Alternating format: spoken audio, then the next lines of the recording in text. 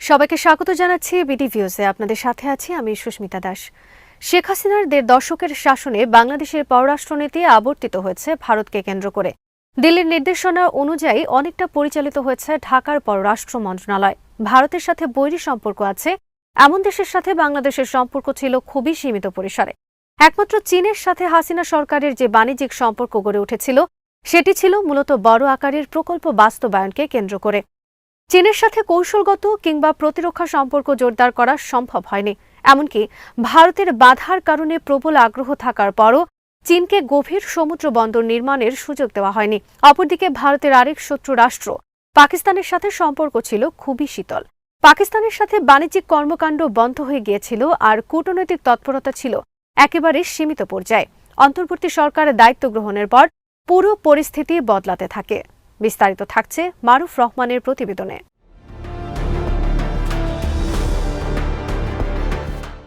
ছাত্র জনতার অভ্যুত্থানে হাসিনার পতন ও পলায়নের পর বাংলাদেশের পররাষ্ট্রনীতিতে আমূল পরিবর্তন আসে। দুর্ভাগ্যজনকভাবে বাংলাদেশের নিকটতম প্রতিবেশী ভারত ইউনূস সরকারকে শুরু থেকেই চাপের মুখে ফেলার চেষ্টা করে। দিল্লি যেন হাসিনার পতনকে মেনে নিতে চাইছে না। যেহেতু হাসিনার পতনের পর ড. মোহাম্মদ ইউনূস অন্তর্বর্তী সরকারের প্রধান হিসেবে দায়িত্ব গ্রহণ করেন, সে কারণে তিনি ও তার সরকার ভারতের টার্গেটে পরিণত হয়। দেশে ও বিদেশে চলতে থাকে বাংলাদেশ বিরোধী প্রচারণা। সীমান্তে অস্থিরতা তৈরি, কলকাতা ও দিল্লিতে থাকা পলাতক আওয়ামী লীগ নেতাদের মাধ্যমে বাংলাদেশের অভ্যন্তরে অন্তর্ঘাতমূলক কর্মকাণ্ড চালানো সহ নানামুখী তৎপরতা চলতে থাকে। এমন পরিস্থিতিতে ঢাকার সাথে দিল্লির সম্পর্ক শীতল হয়ে পড়ে।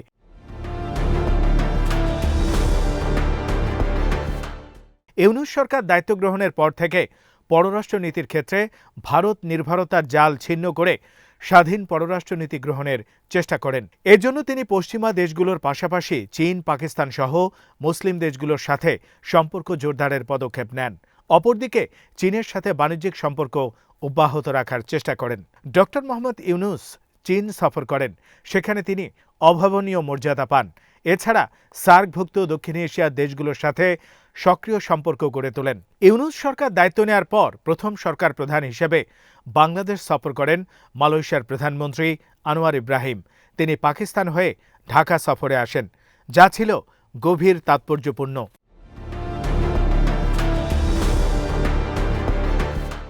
বাংলাদেশের স্বাধীন পররাষ্ট্রনীতি সবসময় ভারতের জন্য মাথা ব্যথার কারণ। তবে পাকিস্তানের সাথে বাংলাদেশের বাণিজ্যিক ও প্রতিরক্ষা সম্পর্ক স্থাপনে ভারত সবসময় বাধা সৃষ্টি করে আসছে। হাসিনার শাসনামলে দুদেশের কূটনীতিকের সংখ্যা কমিয়ে আনা হয়েছিল।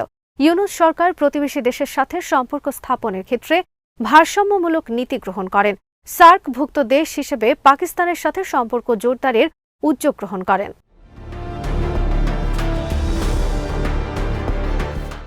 পাকিস্তানের সাথে সম্পর্ক জোরদারের অংশ হিসেবে বাণিজ্যিক ও প্রতিরক্ষা সহযোগিতার উপর গুরুত্ব দেয়া হয়। পাকিস্তান থেকে মূলত বস্ত্র ও সুতা আমদানি করে থাকে।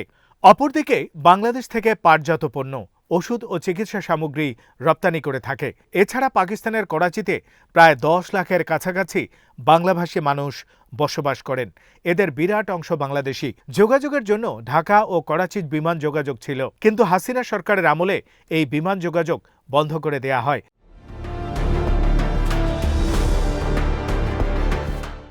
বাংলাদেশের অন্তর্বর্তী সরকার পাকিস্তানের সাথে আবার সরাসরি বিমান যোগাযোগ চালু করার সিদ্ধান্ত নিয়েছে। একই সাথে করাচি বন্দর ও চট্টগ্রাম বন্দরের মধ্যে জাহাজ চলাচল শুরু করেছে, যা দুদেশের বাণিজ্য সম্পর্ক বাড়ানোর ক্ষেত্রে বড় ধরনের ভূমিকা রাখবে বলে ধারণা করা হচ্ছে।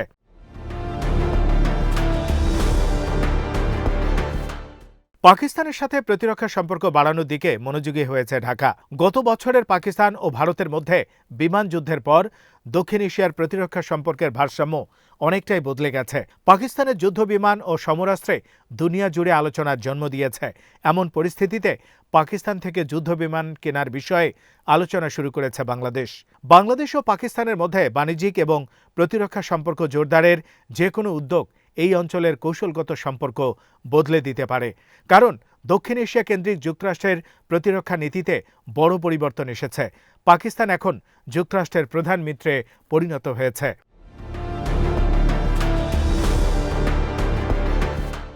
ভারতের সাথে সম্পর্কের নানামুখী টানাপোড়েনের মধ্যে খবর এসেছে পাকিস্তান থেকে JF-17 যুদ্ধ বিমান কেনার পরিকল্পনা করছে ঢাকা। এ খবর নিঃসন্দেহে দিল্লির জন্য বজ্রাঘাত। দিল্লির থিঙ্ক ট্যাঙ্কগুলো পূর্ব সীমান্তে আরেকটি পাকিস্তানের উত্থান ঘটছে বলে আতঙ্ক ছড়ানোর চেষ্টা করছে। চাপ প্রয়োগ করা হলেও পাকিস্তান থেকে যুদ্ধ বিমান কেনা বন্ধের উদ্যোগ নেয়ার কথা বলছে। ভারতের চাপ উপেক্ষা করে বাংলাদেশ যদি পাকিস্তান থেকে যুদ্ধ বিমান কিনতে পারে তা হবে এদেশের প্রতিরক্ষার সবচেয়ে বড় অগ্রগতি।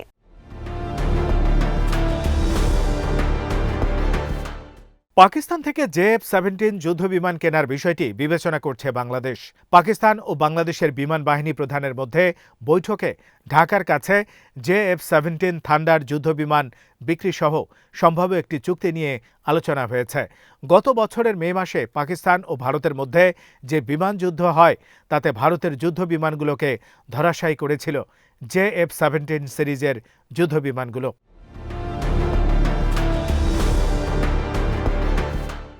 JF-17 থান্ডার হল চীন ও পাকিস্তান যৌথভাবে তৈরি করা একটি মাল্টিরোল যুদ্ধবিমান।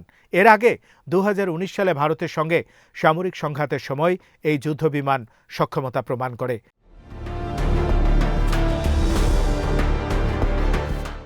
বাংলাদেশের বিমান বাহিনী প্রধান air chief marshal Hasan Mahmud Khan ইসলামাবাদে পাকিস্তান বিমান বাহিনীর প্রধান air chief marshal Zahir Ahmed Babar সিধুর সাথে সাক্ষাৎ করেন। এ সময় দুই দেশের বিমান বাহিনী প্রধান পাকিস্তান থেকে JF-17 যুদ্ধবিমান কেনার বিষয়ে আলোচনা করেন।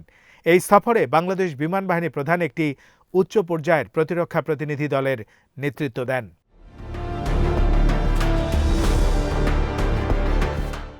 বাংলাদেশ ও পাকিস্তানের মধ্যে প্রশিক্ষণ, সক্ষমতা বৃদ্ধি এবং মহাকাশ গবেষণার অগ্রগতিতে সহযোগিতার উপর গুরুত্ব দেয়া হয়। এই বৈঠকে পাকিস্তান বিমান বাহিনীর বিভিন্ন প্রতিষ্ঠানে প্রাথমিক থেকে উন্নততর উড্ডয়ন প্রশিক্ষণ ও বিশেষায়িত কোর্সের মাধ্যমে একটি পূর্ণাঙ্গ প্রশিক্ষণ কাঠামোর মাধ্যমে বাংলাদেশ বিমান বাহিনীকে সহযোগিতার বিষয়ে আলোচনা করা হয়। পাকিস্তান বিমান বাহিনী প্রধান সুপার মুশাক প্রশিক্ষণ যুদ্ধবিমান দ্রুত সরবরাহ করার পাশাপাশি একটি পরিপূর্ণ প্রশিক্ষণ ও দীর্ঘমেয়াদী সহায়তা ব্যবস্থা নিশ্চিত করার আশ্বাস দিয়েছেন।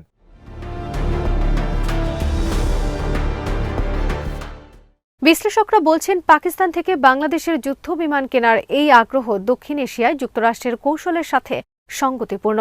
ইতিমধ্যে বাংলাদেশ তার প্রতিরক্ষা সক্ষমতা বাড়ানোর জন্য তুরস্ক ও পাকিস্তানের মতো দেশের সাথে প্রতিরক্ষা সহযোগিতা বাড়ানোর উপর গুরুত্ব দিচ্ছে। তুরস্ক থেকে আকাশ প্রতিরক্ষা ব্যবস্থা ও ড্রোন কিনেছে বাংলাদেশ। এখন পাকিস্তান থেকে যুদ্ধ বিমান কেনার দিকে এগিয়ে যাচ্ছে।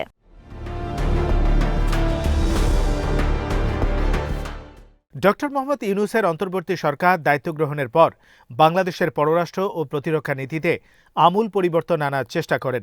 যুক্তরাষ্ট্রের সাথে শুল্ক জটিলতা সফলভাবে নিরসনের পর যুক্তরাষ্ট্রের সাথে কয়েক বিলিয়ন ডলারের বাণিজ্য চুক্তি সম্পাদন করেছেন, যা বাংলাদেশে তুলা, ভোজ্যতেল ও খাদ্যপণ্য আমদানিতে ভারত নির্ভরতা থেকে বেরিয়ে আসতে সহযোগিতা করছে। অপরদিকে শুল্ক সুবিধার কারণে যুক্তরাষ্ট্রসহ পশ্চিমা বিশ্বে বাংলাদেশের পণ্য রপ্তানি বাড়বে।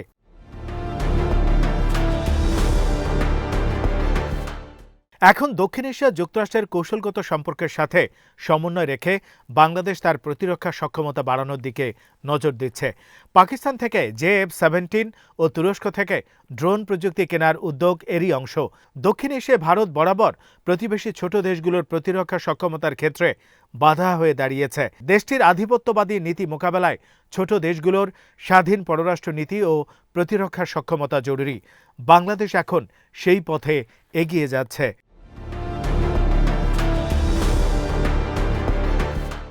আজ এখানেই শেষ করছি। সবাই ভালো থাকুন, সুস্থ থাকুন আর দেখতে থাকুন বিডি ভিউজ। চ্যানেলটি ভালো লাগলে সাবস্ক্রাইব করুন। সংযুক্ত থাকুন আমাদের ফেসবুক পেজে।